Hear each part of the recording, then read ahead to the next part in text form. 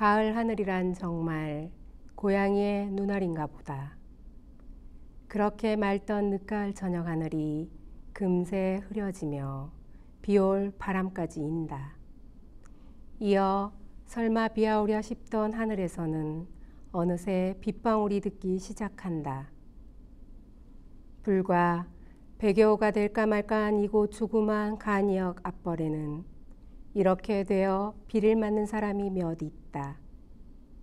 처음에는 가을비가 오면 얼마나 오리 하고 그냥들 심상히 여기는 듯 했으나 주위가 점점 컴컴해지면서 빗방울이 굵어지는 품이 좀처럼 업신여길 비가 아님을 깨달으면서는 뛰는 걸음으로 변한다.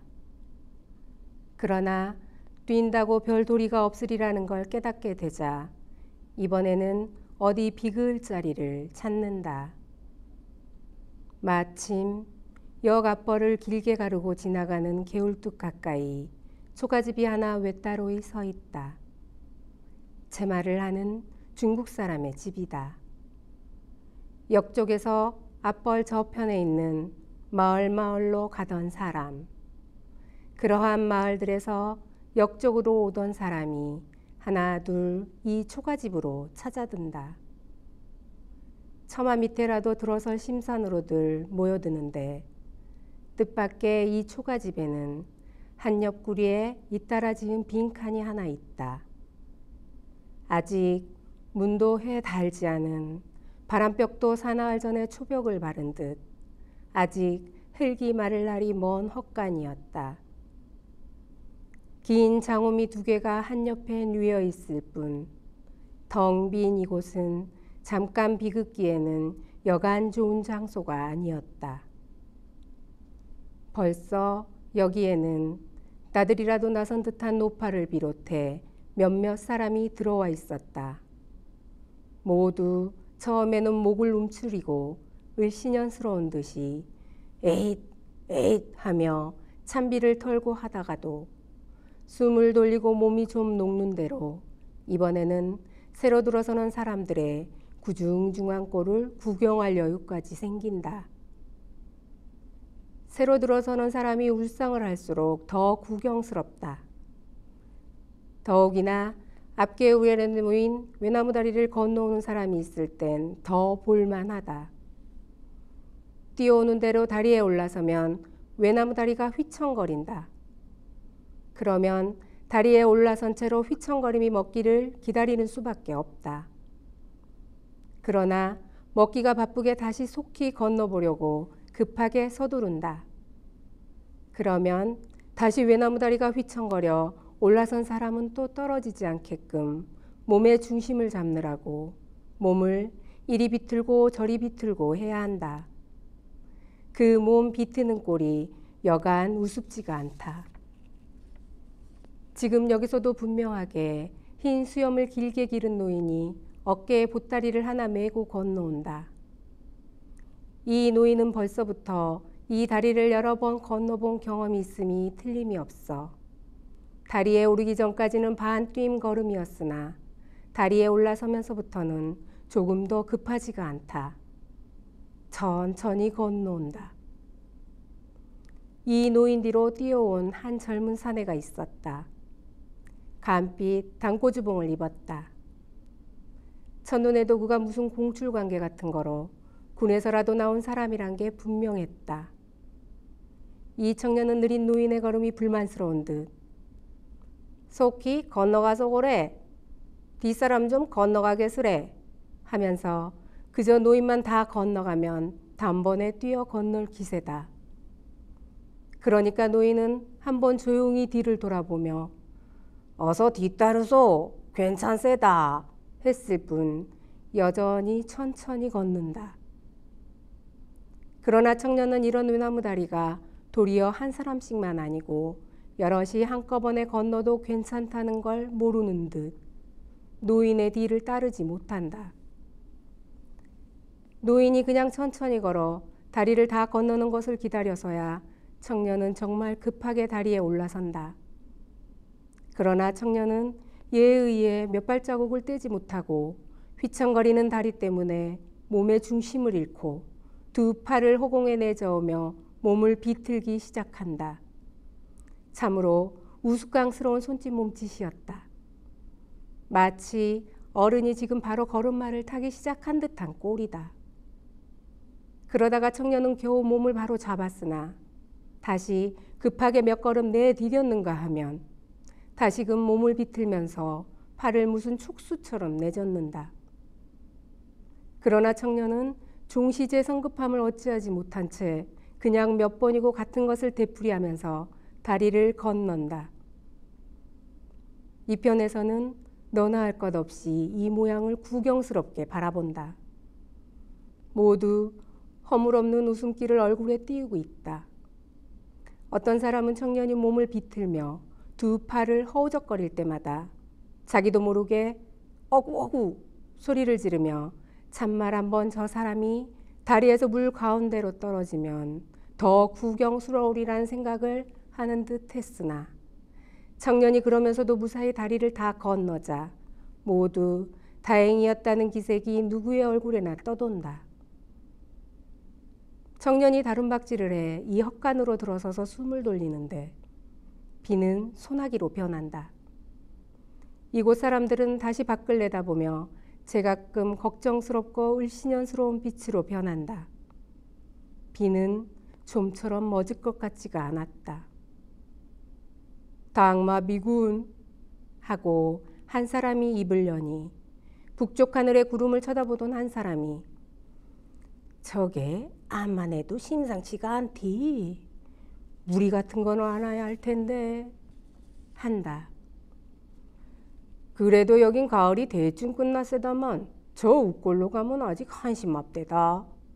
밭가을 곰가을은 상기 그대로야요 하고 아래를 무릎까지 걷어올리고 고무신 코를 한 손에 모아진 사나이가 말하니까 그러게 나달이란 밥거지 지어 먹어놓고서야 먹었단 말을 하디 먹었단 말을 못한대디요 하고 광대뼈가 두드러지고 얼굴이 긴 말상을 한 키 큰 사나이가 말을 이어 이런 이야기를 한다. 예전에 어떤 사람이 곡식을 추수해드리면서 이제는 먹었다 하니까 며느리가 있다가 아버지 두고 봐야 알지요. 마당질을 하면서 이제는 먹었다 하니까 며느리가 있다가 또 아버지 두고 봐야 알지요. 연자질을 하면서 이제는 먹었다 하니까 상기도 두고 봐야 알지요.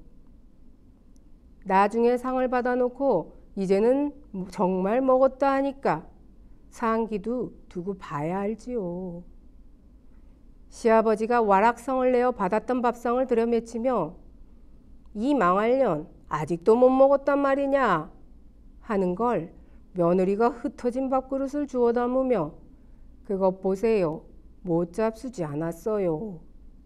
했다는 이야기인데 누구나 대개 아는 이야기일 뿐더러 별반 재미나게 하는 이야기 솜씨도 못해서 그런지 아무 흥미를 끌지 못한다. 그저 시아버지가 이제 먹었다 하는 걸 며느리가 두고 봐야 알지요 하는 데서 언뜻 현재 자기네 생활이라도 미친 듯 곁에 사람 몇이 군에서 나온 듯 싶은 단꼬지봉 청년을 흘낏 쳐다보았을 따름이다.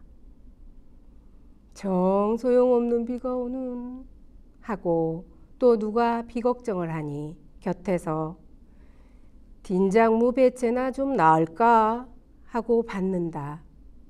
여기서 지금 몇 점이나 될까소? 하고 누구보다도 맨 처음 이리로 들어와 움츠리고 섰던 나들이 가는 듯한 노파가 그새 들어오는 사람에게 자리를 비켜주며 맨 뒷구석으로 가 있다가 누구에게라 없이 묻는다. 단꼬주봉 청년이 손목시계를 들여다보며 5시가 지났세다 한다. 노파가 다시 백양 나가는 차가 몇 점에 있디요? 하고 묻자 6시 10분 차디요 아마? 하고 누가 대답해 준다. 이때 보따리를 어깨에 맨 수염 긴 노인이 노파 편을 돌아보며 뱅양 나가는 아주머니요? 한다. 예, 저물가세다래. 노파는 그 말에는 대답 없이 부스럭거리더니 꼬깃꼬깃한 종이 조각 하나를 꺼내어 옆 사람에게 보이면 이거 깨짐은 찾을 수 있겠디요? 한다.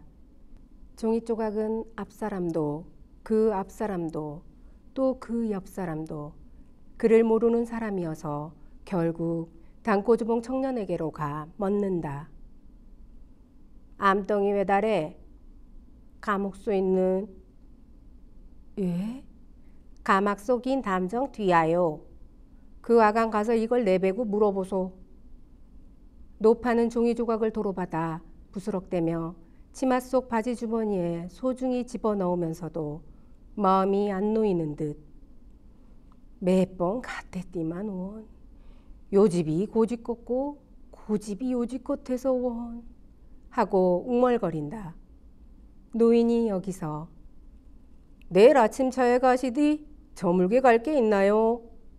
하니까 노파는 글쎄 망랑딸이 팽양가 사는데 아이를 낳았다는 기별을 받고는 내일 아침까지 참디 못하갔세다래. 누가 뱀뱀이 국밥을 끓여줄까 하면 가만 앉아 이까시야디요. 한다. 노인이 나도 팽양 가긴 하디만 성교리 쪽이 되나소 하고 말했으나 누가 노인더러 뭘 하러 가느냐고 묻는 사람은 없었다. 노파가 잠시 사람들 틈새로 밖을 내다보며 예의 단꽃주봉 청년 쪽을 향해 지금 몇 점이나 됐소? 단꽃주봉 청년이 또 손목시계를 들여다보며 5시 반이 되었네다 한다. 노파가 한숨조로 야단났군 한다. 한 사람이 짜증스러운 듯이 정 쓸데없는 비가 오는 하면 한 사람이 또 당마비 털어모내게래 한다. 그러는데 하늘이 좀 멀게지면서 빛발이 좀 가늘어진다. 사람들은 이제 좀만 더 비가 가늘어지면 떠나보리라고들 우무적 몸단속들을 한다. 이때 진창에 신발 끄는 소리가 나더니 한 사내가 나타나 이 편을 들여다본다. 중국 사람인 이 집 주인이다. 참으로 험상궂게 생긴 사내였다. 마치 도끼 같은 것이라도 찍힌 듯이 깊게 파인 이마의 주름살. 그러나 그것은 결코 무슨 상처자리가 아니라 얼굴 가죽이 두꺼워 그렇다는 것이 더욱 간판사납다. 들여다보는 품이 아무리 집 같지 않은 곳이라도 주인의 허락 없이 이렇게 들어와 있느냐는 것 같았고 험한 말은 없어도 무슨 자기네 세간에 손이나 되지 않나 하는 것을 살피려는 듯 했다. 그래 안에 있던 사람들은 좀 몸들을 피해 긴 장호미가 그에게 보이도록 해주었다. 그러나 집주인은 무엇 그런 것을 살피는 눈치는 아니고 그저 이 편을 잠시 기웃이 들여다보고는 그 험상궂은 얼굴을 거둬가지고 가버린다. 어석버석해진 이 기회에 모두 떠나보려고들 한다. 비가 아주 멎지는 않았지만 그러는데 휘 거센 바람이 일며 찬 기운을 안으로 몰아넣는다. 이제 비가 그치고 찬바람이 나오려는가 보다. 아직 비도 채 멎지 않았는데다 이 바람에 밖은 무던히 차가울 것만 같다. 그래 누구 하나 선뜻 나서는 사람이 없다. 그러는데 다시 비가 몰려온다. 소나기이다. 누가 또 한숨조로 공연한 비가 오는 해도 이제는 모두 한심에 말하기도 싫은 듯이 잠잠하다가 말상을 한 사나이가 이러다가 욱하면 무배책 결단이다. 노파가 초조한 듯이 또 요수쯤이 다 됐디요? 하는 걸 단꼬주봉 청년이 좀 성가신 듯이 손목시계를 후딱 보고 6시 좀 전이에다 한다. 이제는 정말 가봐야겠는데. 아무리 눈앞에 닿은 정거장이긴 하더라도. 그러나 노파는 선뜻 나서지를 못한다. 아무래도 차가울 빗속이라 조금만 더 참아보자는 눈친 듯. 소나기가 저물어가는 늦가을 저녁 바람 속에 한창 퍼붓는다. 노파가 한탄조로 야단났군 했으나 제가끔 답답한 생각에 잠겨 노파의 말소리를 듣는 것 같지도 않았다. 이렇게 소나기가 한 줄기 내리고 또 빗발이 가늘어진다. 정말 장마비 그대로다. 이때 다시 진창을 끄는 신발소리가 나더니 좀 전에 험상스런 집주인이 나타났다. 이번에는 한 손에 주전자를 들고 한 손에는 찻종 하나를 들었다. 주전자 두둥이론 김이 오른다. 이 중국 사람은 무표정한 대로 주전자와 찻종을 이편으로 내민다. 말상을 한 사나이가 받았다. 찻종에 붓는데 김이 엉긴다. 그 김을 보기만 해도 속이 녹는 것 같다. 먼저 수염 긴 노인이 마시고 노파가 마시고 그리고는 옆 사람 순서로 마신다. 한 모금 마시고는 모두 에도 다 이제야 속이 풀리는 하고들 흐뭇해한다. 단지 그것이 도운 맹물 한 모금인데도. 그러나 그것은 헛간 안의 사람들이나 밖에 무표정한 대로 서 있는 주인이나가 모두 더운 물에서 서리는 김 이상의 뜨거운 무슨 김 속에 녹아드는 광경이었다. 노파도 이제는 비도 가늘어졌지만 물 한 모금의 기운을 얻어 사람들 틈을 빠져나와 먼저 떠날 준비를 차릴 수 있었다.